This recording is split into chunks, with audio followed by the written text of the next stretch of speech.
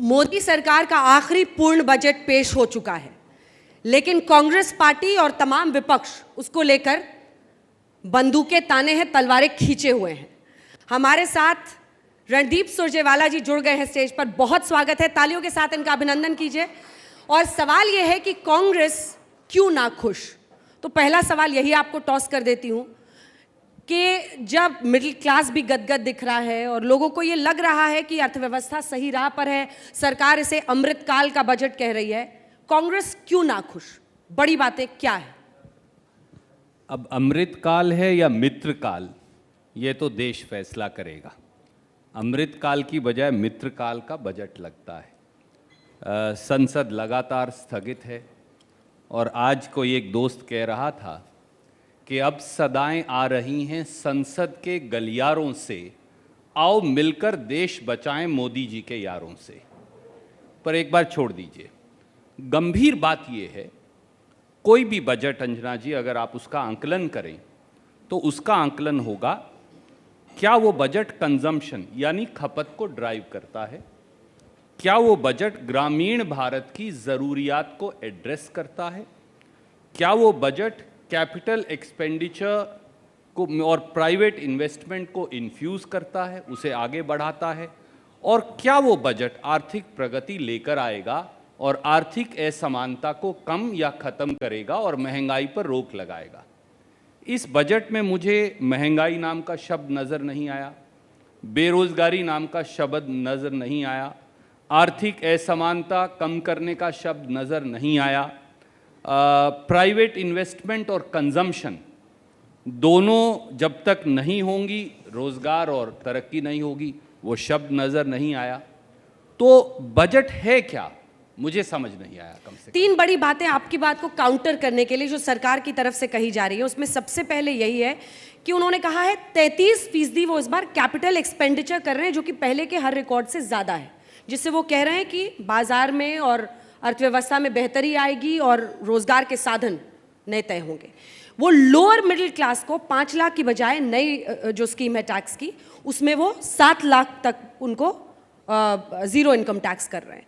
क्या ये कदम pro lower middle class, pro poor नहीं है जो सरकार का दावा है? इसमें कहां पर गलती? और एक बात बताइए, आपने जहां से शुरू की थी कि ये मित्रकाल का बजट है, वो कौन सा ऐसा प्रावधान है इस बजट का जो मित्रों के लिए है? पहले आपका जो तीसरा सवाल है उसका जवाब दिए। आपका फेवरेट टॉपिक है। नहीं, आप कहें तो मैं पहले वाले पे आ जाऊंगा, वो आपकी मर्जी है। आपकी अदालत में आए तो आपके मुताबिक चलना पड़ेगा। जब हिंदुस्तान में सबसे बड़ा कॉरपोरेट फ्रॉड, फोर्जरी और ब्लैक मनी की राउंड ट्रिपिंग का एलिगेशन सामने हो, जिससे हिंदुस्तान की सबसे बड़ी पब्लिक कंपनी LIC और हमारा लीड बैंक SBI, केवल 23 जनवरी से आज तक मैं देख रहा था उनके शेयर की कीमत LIC और SBI के 1,17,000 करोड़ शुक्रवार तक गिर चुकी थी। तो ये सवाल पूछना वाजिब है कि प्रधानमंत्री जी और वित्त मंत्री जी उस पर चुप क्यों हैं। अडानी जो घोटाला सामने आया है उसके 3 बड़े पहलू हैं। स्टेट बैंक ऑफ इंडिया और दूसरे बैंकों का मिलाकर 82,000 करोड़ रुपया अडानी जी ने कर्ज ले रखा है। क्या वो पैसा सिक्योर है, मैं एक आम नागरिक के तौर पर जानना चाहूँगा। लाइफ इंश्योरेंस कॉरपोरेशन ने जो 74,000 करोड़ रुपया की इन्वेस्ट वैल्यू अडानी के शेयर्स में थी, उसमें 30,000 करोड़ 9 दिन में घट गई। तीसरी बात, SBI और LIC, दूसरी कंपनियां छोड़ दीजिए, उनका मार्केट कैप 23 जनवरी से इस शुक्रवार तक, आज तो मार्केट अब खुली होगी, 1,14,000 करोड़ रुपया घट गया। चौथी बात, एक टैक्स हेवन मॉरिशस की एक दुकान से अडानी जी की कंपनी में 42,000 करोड़ आ गया। हम ब्लैक मनी वापस लाने का वादा करके सत्ता में आए थे Modi ji. Corporate fraud, share value enhancement, LIC SBI जब शेयर डूब रहा था उस दिन भी अडानी FPO में 525 करोड़ लगा देते हैं, SBI एम्प्लॉइज पेंशन फंड का, SBI लाइफ का और LIC का।